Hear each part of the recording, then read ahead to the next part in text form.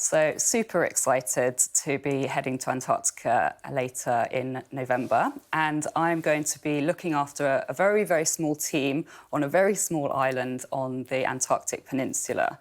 So we will be receiving many visitors during the season and sharing with them the history of British presence in Antarctica. So there's a hut there that was lived in over winter throughout the year, which is one of the first bases that the UK set up.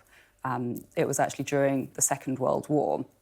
And since then, and this is what the island's going to look like. So there's going to be a lot happening. It's now a museum. So the UK Antarctic Heritage Trust, who I'm going to be working for, is responsible for preserving this hut, which is the flagship hut, and also 5 others on the peninsula. And so we're going to be going down to share this story with the visitors, to show them around, to tell the history of the British presence, but also the history of science. So this museum is actually where the birth of British science in Antarctica.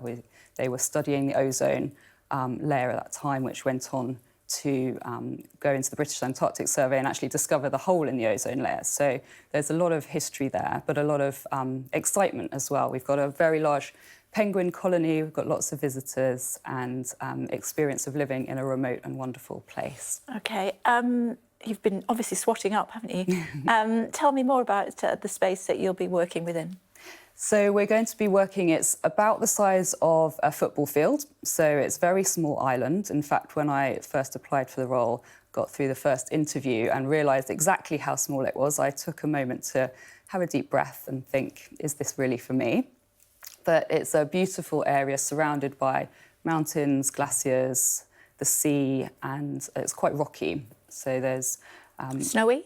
Snowy, yep. Certainly when we arrive, there might be quite a lot of snow, maybe even sea ice coming in for the beginning and the end of the season. But I think it does melt off as 4 well. months you're going to be there for? About that. What are the biggest challenges going to be? Have you met the girls that you're going to be with? We've met them briefly, yes. So we had a So you're spending 4 months together. in a hut, size of a football pitch, with somebody that you've never met before, really? That is correct. Great. Yes, what could go wrong? What could go wrong, indeed, yeah. No, I think, well, so far we've all been getting on really well. It's a great team, and the UK Antarctic Heritage Trust particularly focuses on that in selection. Is like, really, how do we get on together, who's going to work effectively together? So there may be. And so who comes skills. along to look at the museum and the like?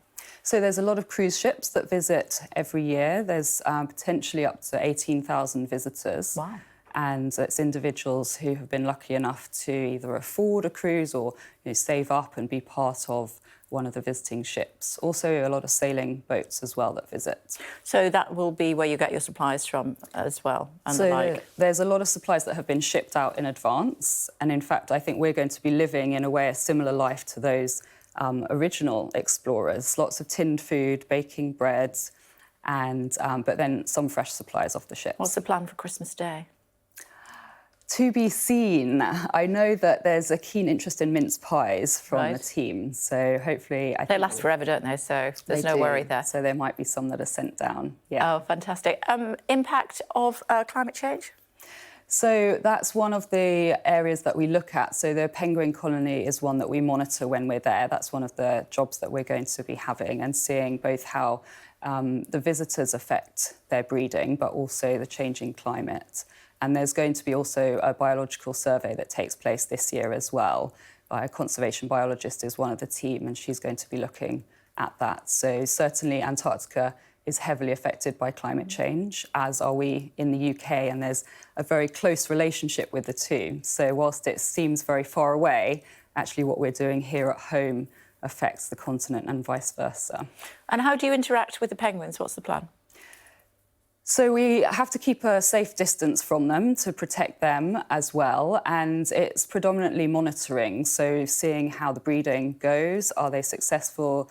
Counting the eggs, counting the chicks, and counting to see how many actually sort of hatch to survival level. But we're living around them, and they're interacting with our lives as much as we are with them when we're there. Worried about cabin fever? I think that's something that we definitely need to be aware of, and possibly one of the largest challenges. But we're going to be super busy, so I'm sure that actually that's going to be the predominant focus. What are you for us. most looking forward to? The wilderness environment. So for me, I'm an adventurer. I love the outdoors. I love nature. I've worked all my life to preserve these natural spaces, and the opportunity to go south and to see this environment is unique and something that I've been looking forward to forever. So where does the post office element come in? So that is something that was set up when the UK first established this base, and it's been operational for the duration of the time there. So it's a working post office like any that you'd have here, and the visitors that come to the island are able to post letters and send a memory back to their loved ones at home. And how long does that take? It's not next day delivery, is it? It's not next day delivery, no. It's about 5 to 6 weeks. So it's not too long, and it's the same price, if not cheaper, than sending it within the UK. OK, and as far as the museum is concerned, I mean, who came up with these ideas in the first place, and how has it managed to keep going for such a long time? How long has it been there? So the base was actually set up in 1944. OK, 80 and years. yeah, so it hasn't been operational the whole time. It did actually fall into disrepair for a number of years. And then when the Antarctic Treaty came in, there was a lot of looking at what bases were there, which ones should remain and which ones shouldn't. So a small group of individuals set up to preserve British heritage in Antarctica and be able to tell the stories of the history. So the museum is actually part of that. It's a living museum. It talks about what life was like there, but also about the science. There's some of the machinery that they used for data collection and the science at the time, including one called the Beastie. So I think that's something that people might be interested in visiting. Do your friends and family think you've lost your mind? I think they're actually quite familiar with my wanders around the world. So this is something that I've been looking forward to or trying to undertake for many years.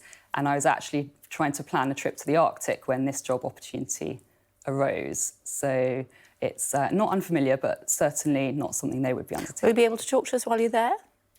There's no internet connection. We have satellite comms, and we will be having a blog. So on the UK Antarctic Heritage Trust website, you'll be able to follow us. I'm not sure whether or not the satellite connection will allow live connections or not. Well, we'll give it a go. Indeed. And send us a postcard anyway from that post office, Absolutely. won't you? Just put the breakfast show Sky, I'm sure we'll get it. I'm sure we'll get it, exactly. Safe travels. Thank you very very much indeed for much. joining us. Thank you. Thanks a lot.